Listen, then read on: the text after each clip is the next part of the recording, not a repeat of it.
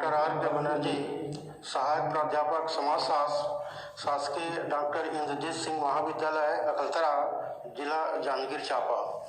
प्रिय विद्यार्थियों, आज हम बीए फाइनल के प्रश्न पत्र द्वितीय के यूनिट 2 का अध्याय स्थानांतरित खेती के बारे में चर्चा करेंगे। स्थानांतरित खेती को अंग्रेजी में शिफ्टिंग कल्टीवेशन कहते हैं। देखते हैं इसकी प्रस्तावना।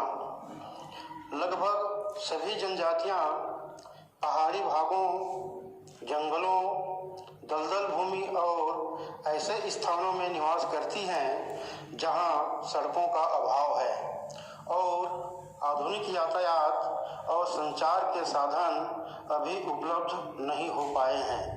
इसका परिणाम यह हुआ है कि उनसे संपर्क करना एक कठिन कार्य हो गया है।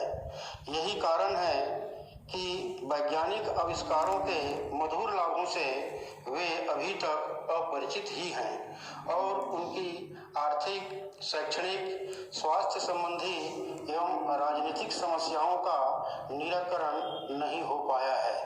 वे अन्य संस्कृतियों से भी अपरिचित हैं। परिणाम स्वरूप उनमें व्यापकता का अभाव है। दुर्गम निवास के कारण संचार की समस्या पैदा हुई है।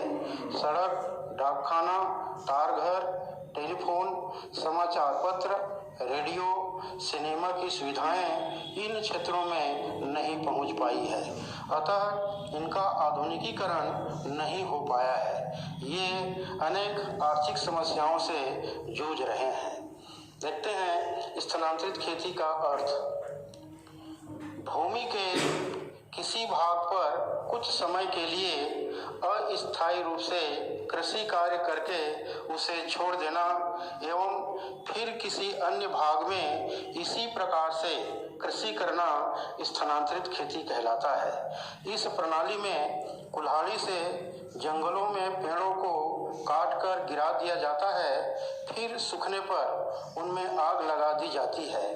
कुछ समय बाद राख फैलाकर उसमें बीज बो दिए जाते हैं। गर्मी के मौसम में पेड़ों को काटा और वर्षा ऋतु से पूर्व उनको जलाकर राख फैलाकर बीज को बो दिए जाते हैं। इस पद्धति से एक स्थान पर 2 या 3 फसलें उगाई जाती हैं। माड़िया जनजातियों में यह प्रणाली पेंदा और बैगा जनजाति में व्यवहार के नाम से प्रसिद्ध है।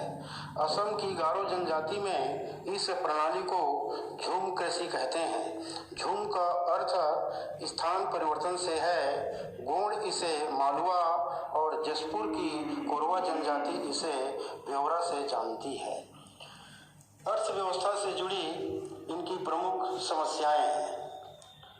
वर्तमान सांस्कृतिक संपर्क के कारण एवं नवीन सरकारी नीति के कारण जनजातीय अर्थव्यवस्था अनेक समस्याओं से ग्रस्त है और इन लोगों को आर्थिक समस्याओं का सामना करना पड़ रहा है। इन्हें न भरपेट भोजन, न ही तन ढकने को वस्त्र और न ही रहने को ढंग से मकान मिल पाते हैं।